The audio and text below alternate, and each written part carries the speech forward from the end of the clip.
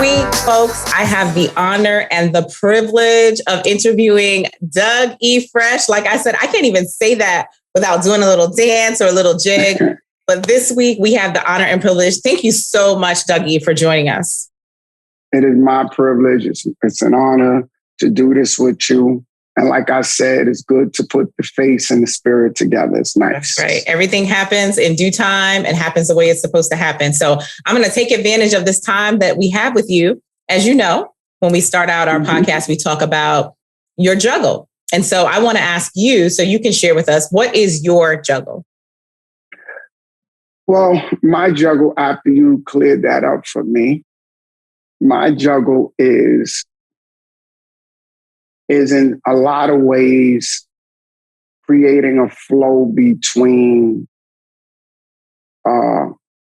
everything that I know I'm supposed to do and the things that I want to do for other people, right? For other people a lot of the times. But I said something which is called, I usually do what's best for the greatest good. And that normally means that the priority will be that whatever it is will be the number one thing. For example, what I was about to say, if my son's birthday was today and I needed to do a show on this same day, and the show was going to give me the ability to buy him a birthday present, buy him clothes, go and pay the rent, deal with the lights, deal with all of this. It might be a disappointment to him, but I would go and do that show. The reason why is because I know that money is necessary. Now, if I'm financially well off and I gave a commitment to someone saying that I'm going to do that show, I would still do it because my word means a lot to me. Now, if I didn't have a show that day and I was not financially stable, I would still be with him. If I was financially stable, I would still be with him because I made that commitment. Now, the last example is, say somebody called me for a show and I said that I was going to be with him for his birthday. I would not do that show and be with him on his birthday because I gave my word. Now, to me, my word means a lot. Now, I might discuss it with him and say, hey, if I do this show, I could do this and I'll buy you that. And I think it'll be better for you, blah, blah, blah. And I let him sit there and reason it out in his head because, you know, it might be something special for him. I gave you all these different scenarios to make a point that the balance is trying to be struck between something that you have to do and something that you want to do. So there's always going to be this tug of war between two things. You know, when my mother was sick and I had to do shows, I made sure that I took care of my mother because that was the priority. My mother had Alzheimer's, so I had to make sure she was good. But I didn't have no financial situation where I had to get caregivers and stuff like that. I had to pay for that. I had to pay for the caregivers. People don't realize that you have to literally, juggle your parents' care. So why don't we back up a little bit and share a little bit? Because folks don't know that. They see you dancing, they see you performing, making people happy.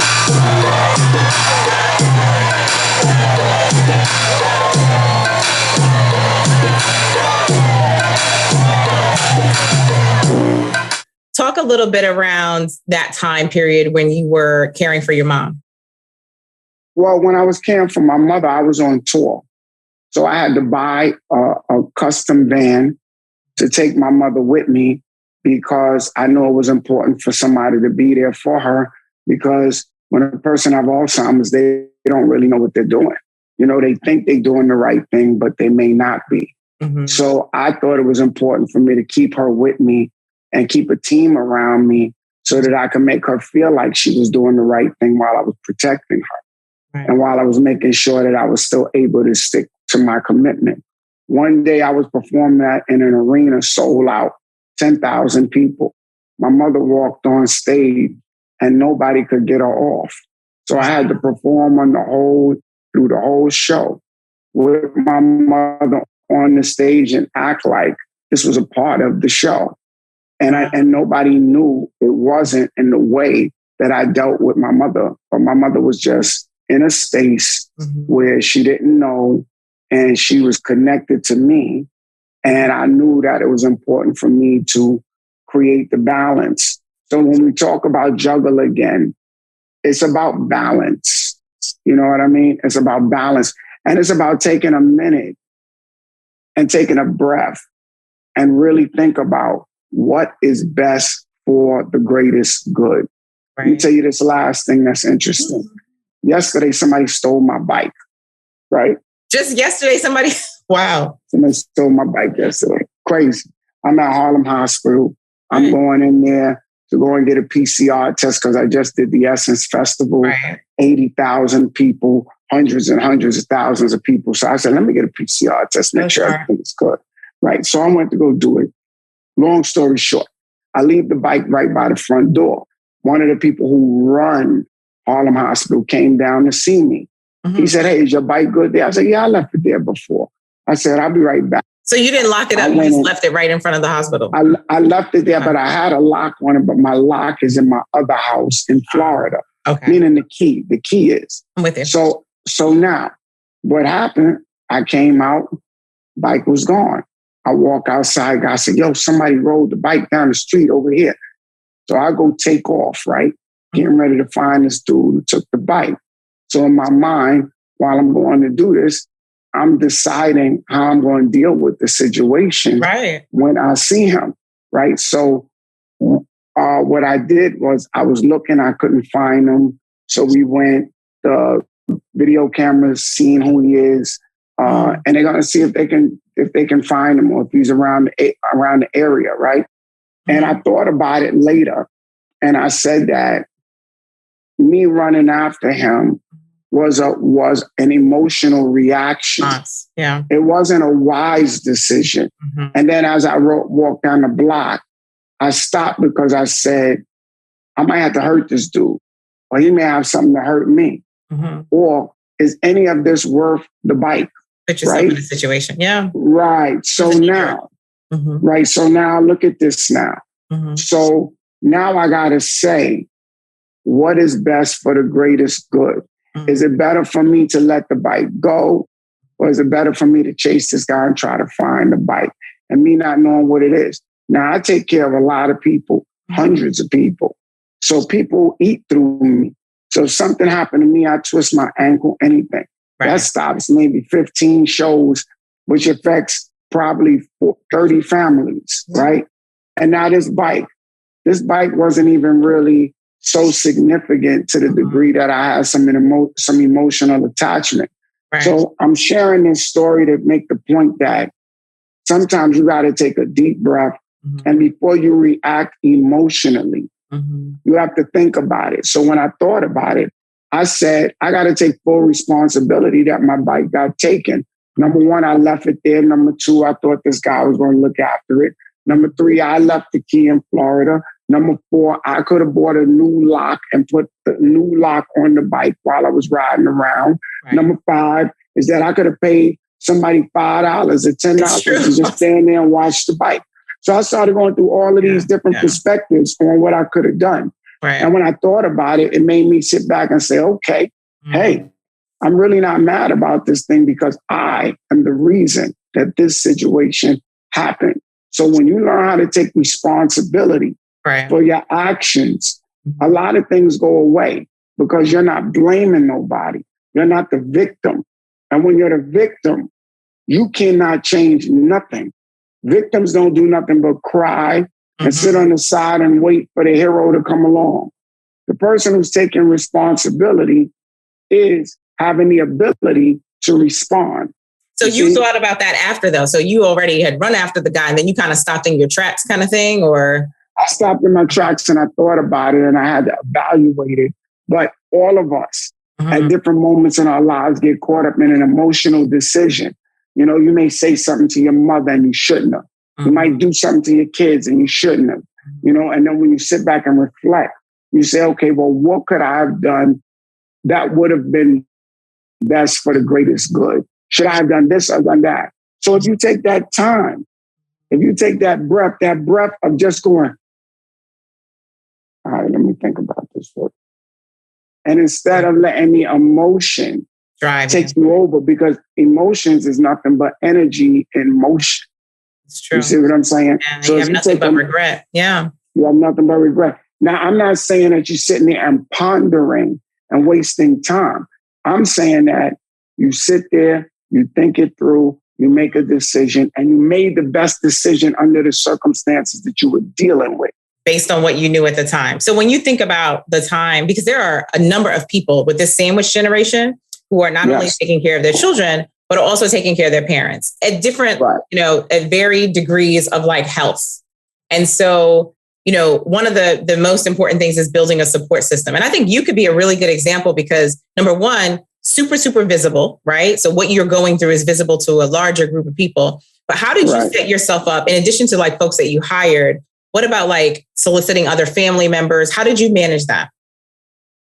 Well, some family members, they are on, like I say this too.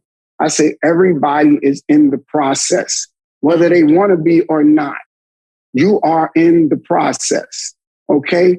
You're going to either take that class again, or you're going to pass that class with flying colors, or you're going to get left back, or whatever the case may be, but you're in the process. So with family members, some of them may not be where I'm at in the process. I may not be where some of they are, where they may be in the process. So what I do is I allow everybody to go through their process. So instead of me judging them, I have patience with them. And if I feel that they're not capable of moving at the speed that I need them to move, I go ahead on and I create other people, I create other situations where I can get the assistance that I need. Now, you would like to say, oh, that's my brother, that's my cousin, that's this, that's that. But their abilities may not live up to them just being a family member. And once again, if you put them in a position to do something and you know that they're not prepared, it's an emotional decision. It's not what's best for the greatest good. It's not what would be best for everyone. You just made an emotional decision. So what I do is I deal with people according to their abilities, and then I watch them grow, and I give them opportunity to grow. So, for example, I wanted my sons to be a part of my restaurant business, but that wasn't something that they were feeling at the time. They enjoyed eating there. They enjoyed, having a good time there. But at that time, they wasn't really in that mindset of wanting to deal with a restaurant. They were more career driven in another area. So I could sit back and talk about them and be mad and blame them and, oh man, we could have had it. No, I can't do that because in the process, they was not there for a reason. And their journey may be different than mine. So the way I handle family is I allow my family's journey to be their journey. And I don't sit up there and judge them. A lot of my brothers and sisters couldn't handle my mother. My mother was a lot to handle, and a lot of them didn't want to deal with that. They could not deal with the fact that my mother didn't even know who they were. And my mother didn't know who I was. I could deal with it. So I was ahead of them in the process. But in another area, they may be ahead of me. And that avoids so many arguments because that just having that mind shift to say, listen, maybe this isn't their time or maybe this isn't their area of expertise, and allowing yourself to switch gears and say, I'm just going to focus on solution mode. I'm not going to try to make you someone you're not or do something you can't do. Do you know the amount of arguments and discord in families because you're trying to push somebody into a situation that you're just not equipped for? And then you're mad about it because they don't live up to what you want them to be. See? And that, in a way, is somewhat selfish. Because you're not allowing the person to be who they are and go through the process. Some people's process is different than your process. So for me, I allow people to go through their process. Now, there's times when I may have to disconnect, and it might seem harsh But it's not harsh because at that moment, I got to do what's best for the greatest good. One day there was a guy who was driving me to a show. He was falling asleep behind the wheel. A driver picking me up from the airport, taking me to FAMU to perform. And he started to whirl on like this. I said, yo. Yeah. And I was falling asleep in the back thinking I was But you're the passenger. You thought you were safe. Yeah. Right. And my instincts made me pop up. I said, yo, pull over. He pulled over. He went in the store, got a Red Bull. He said, yo, man, Dan, that was crazy, man. He said, well, man, I think I got it now. I'm ready. I said, nah, bro. I said, you're not driving. He said, what you mean? I said, you're not driving. I said, because you almost took me and you out of here. Yeah. He said, no, I got it now. I said, no, you don't. I said, I got it. He said, what you mean? You gonna drive? I said, I'm driving. I said, and if I don't drive, I'm gonna call your school and I'm gonna tell them to have somebody come and pick me up because I don't trust your driving. And he looked at me and was like, wow. And I said, move over. And he said, all right, I said, and when I get to the school, I'll let you jump back in the driver's seat and then you can rock it out from there. And he was sitting there and he was like, yo, nobody never did nothing like that to me. I did that to him because you were not capable of delivering. And for me to let you drive me and you would have killed both of us. And I would have been the fool that let you drive knowing you're tired. Right. I said, I wasn't tired. I was wide awake after that happened. After that, I was going to say, your adrenaline starts going. Man, look, I was so awake. I was like this. You know what I'm saying? So at that point, when we got to the school, I let him drive. And he said, yo, thank you, man. Thank you. He said, yo, I needed that. He said, I've been going hard. He said, I've been going crazy trying to do my schoolwork, trying to put on this event. They got me picking you up. They got me this. They got that. I said, bro, you can't do it all. And the rest is number one on your list that you need to get because you can't drive somebody and you're exhausted. I said, you would have took both of us out. Yeah, you showed him grace and you showed him like that. I'm sure that was the biggest lesson. The same way you were jolted, I'm sure you doing that jolted him, so hopefully you saved his life from pushing himself for something else. So you are doing a lot of amazing things. And so while I have you, I just want to hear more about it firsthand. I see you traveling. I see your business enterprises. You're always bigging up Harlem. I saw your rooftop, thing on IG. Like, great. So talk to us a little bit about all the great things you're working on.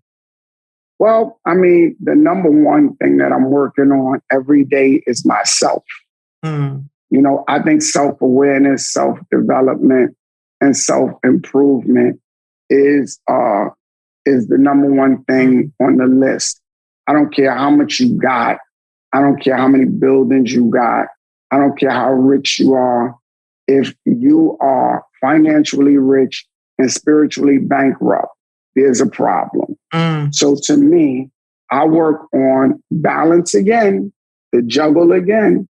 So what I do is I spend a lot of time, making sure I'm taking care of myself. Before I talk to you, I just ran 5 miles. I'll go and do ride my bike. I used to ride my bike until they took it. I was going to say until about yesterday. All right, I'm not going to have jokes on you. Right. The bike. Oh, there you go right there. So I will ride my bike through Central Park, through Harlem, go take walks. I spend a lot of time, just really studying and just learning about physical life. And mental and emotional. And spiritual. That's right. Because that to me, Jackie, at the end of the day, is really where the happiness lies. Because I have buildings in New York City. I have buildings in Florida.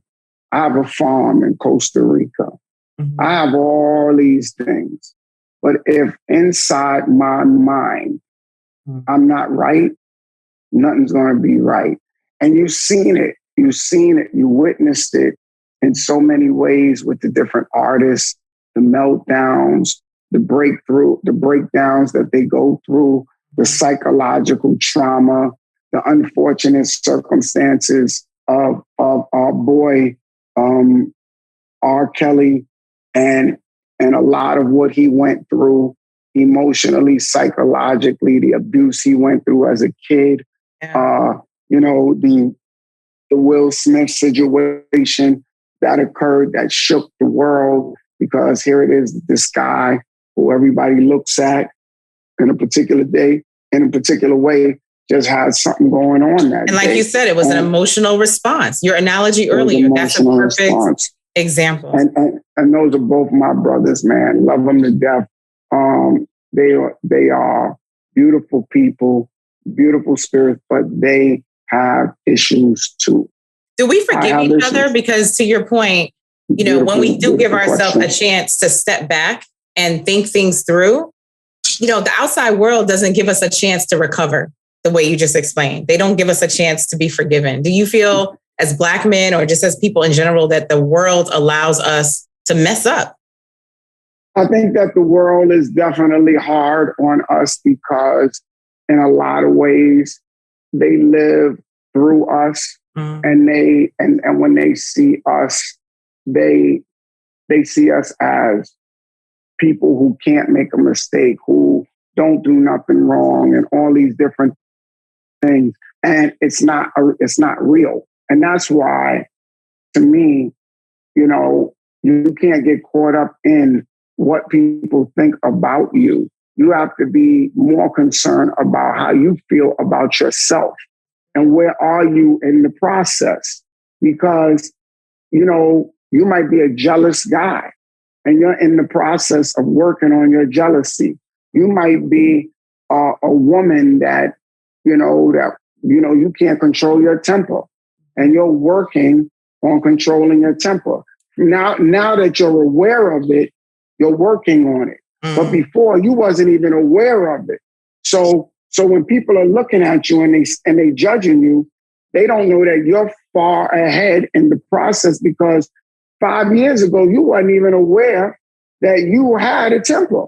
But now you see it, you're working on it, and you're going through the process. So I think that we got to be more caring and more forgiving for each other, but not forgiving in a way where we're just forgiving the person and they're not taking no responsibility or doing nothing about it. Right. I think that when you do something, you have to do something about that thing that you did. Right. Once you know about it, do better. Right. Yeah. Like, you can't steal something from me and just say sorry and walk away and life is just moving on. Yeah. Now you have to do some kind of what we call reconciliation. You have to do something. You have to see that there's a problem and fix it. So I do a lot of work in that area. I work with an organization, a foundation I created with a doctor named Elijah Williams called Hip Hop Public Health. Okay.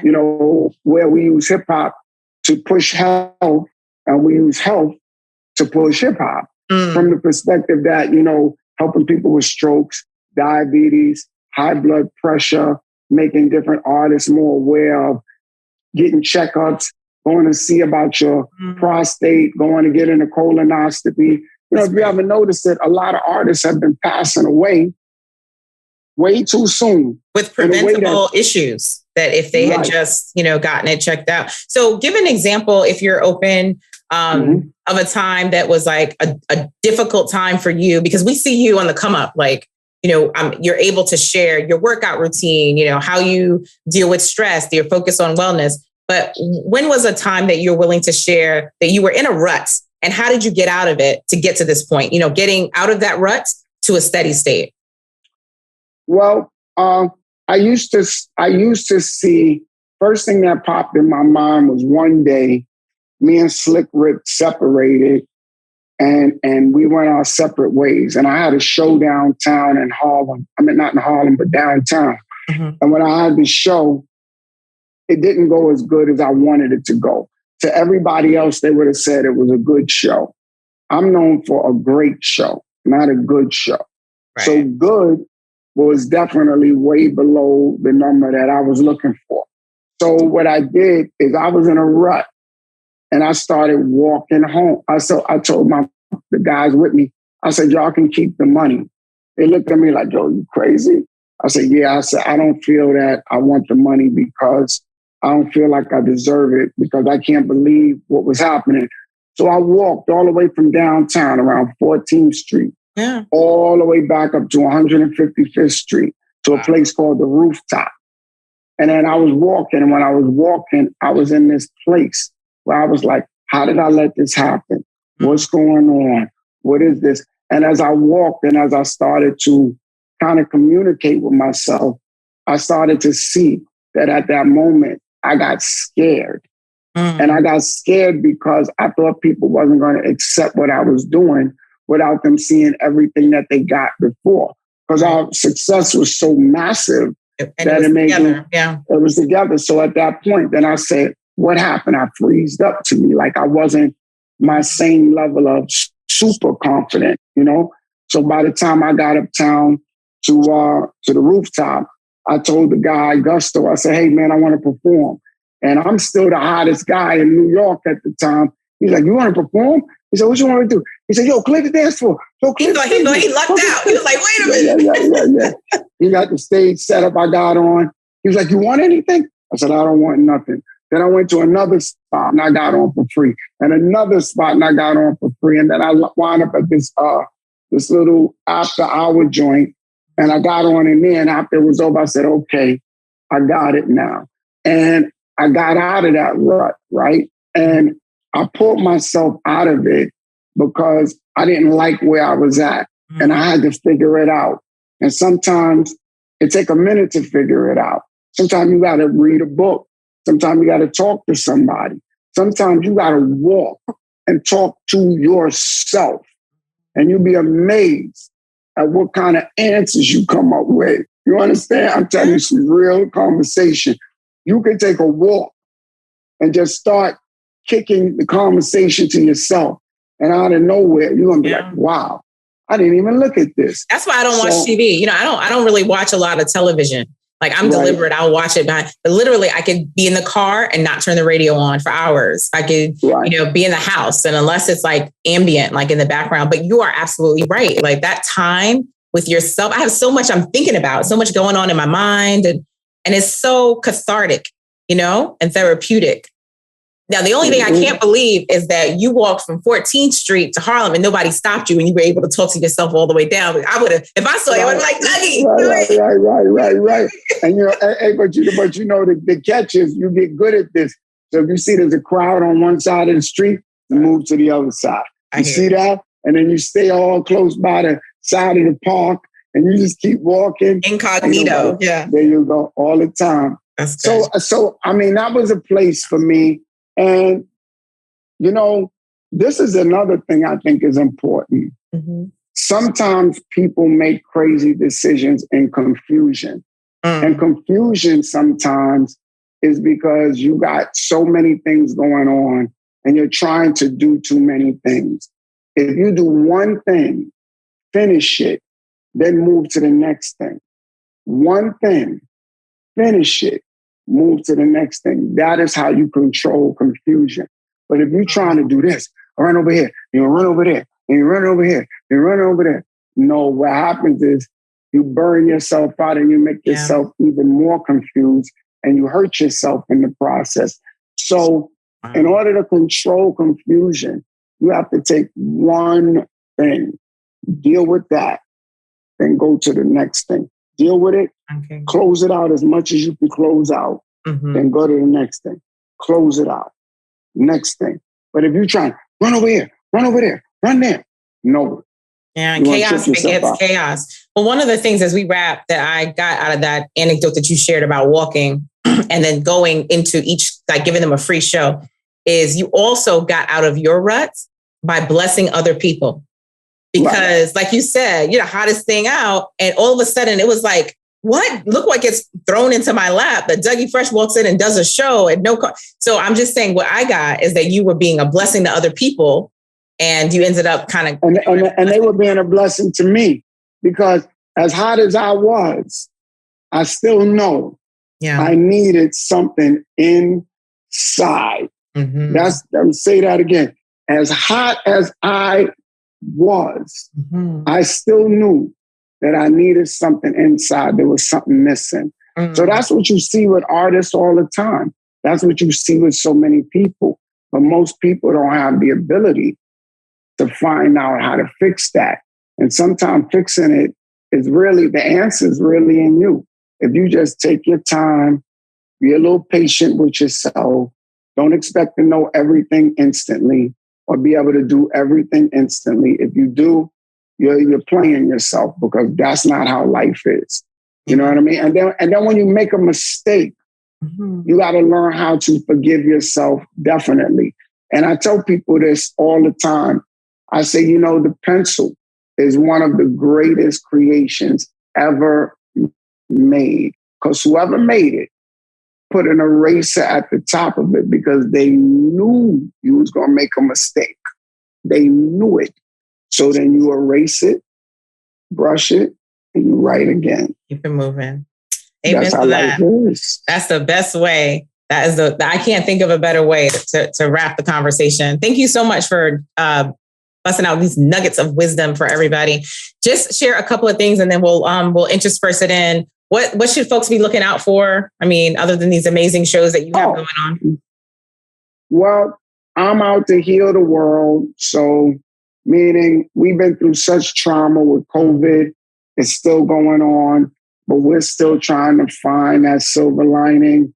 So like the other night, I performed for 80,000 people at Essence Festival, 2,000 at another place, another 2,000 someplace else, 1,000 someplace else.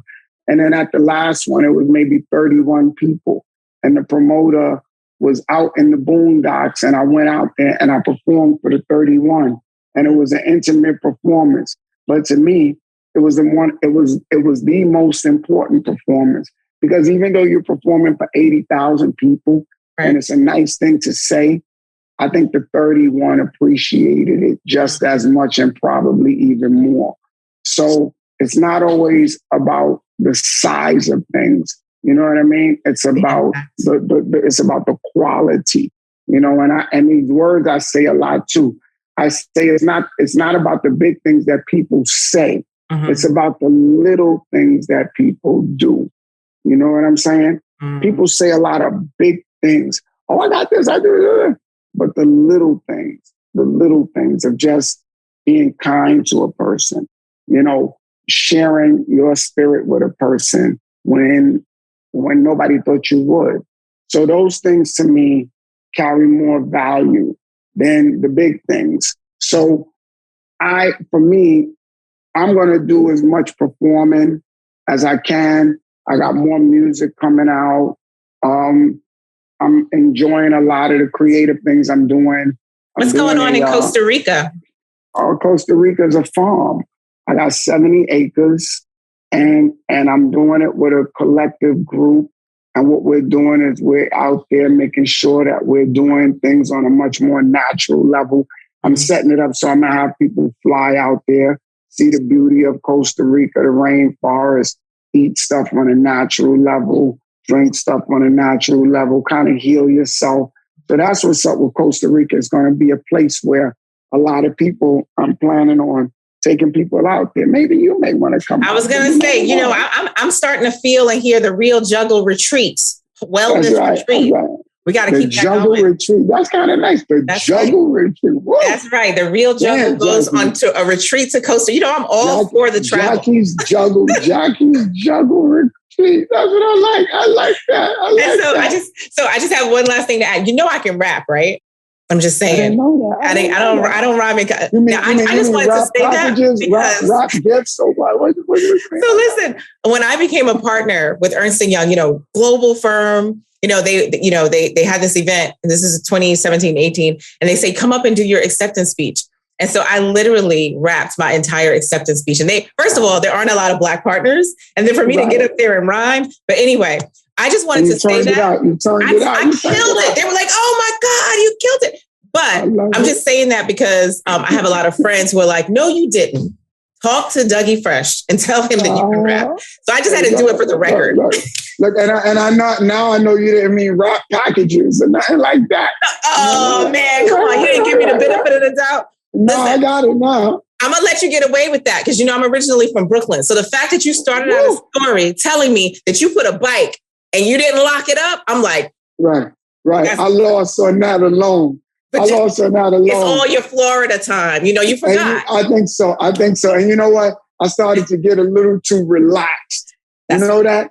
That was the other lesson. It said, you got a little relaxed, Dougie. You know what I mean? But I thought that the dude who run the Harlem Hospital was watching my bike. So that's another mistake I made. So I won't do that no more. That's okay. Because you know what? There was a beautiful lesson out of it. Listen, I'm going to thank Dougie Fresh for joining me for this week's show. This is so much fun. We could talk forever. And for the rest of you guys listening to this, there's more information in the bio and the description. In the meantime, in between time, be kind, be a blessing, and be yourself.